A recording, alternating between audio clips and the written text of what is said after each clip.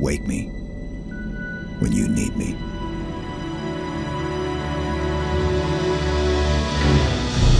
Halo has a magical feel to it that is unlike any other game. To what degree do we need to rework great work that's already been done? What do we keep? What do we throw away? What do we add? Equally, we want this to be our Halo game and the first Halo game that 343 has developed. We've really focused on trying to craft these moments that live up to the legacy of the Halo experience. We're working within the constraints of what makes Halo Halo, but trying to make every aspect of it bigger and better.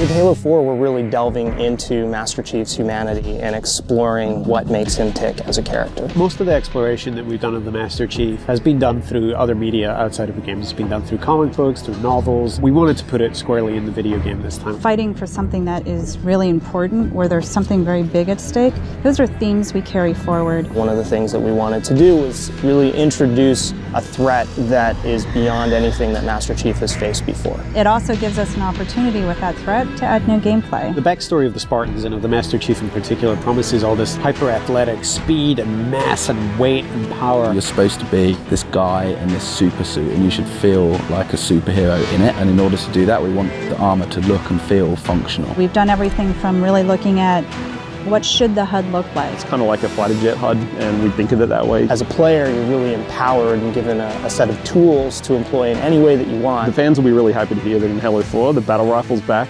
It's the old burst fire precision weapon that they know and love. All weapons, vehicles and enemies have all been updated graphically. A lot of that is just in service of the experience we're trying to create. We want you to feel like you could step right into that world. We're trying to bring that across in multiplayer, that there's this whole universe out there and you get to play in all these cool locations. We're absolutely creating multiplayer levels from scratch. So these are not play spaces that are recycled from the campaign. They're purpose-built with competitive in mind. The two maps that we're going to be showing are Warhouse and Wraparound. Wraparound is a looping arena type structure, lots of verticality, up and down combat.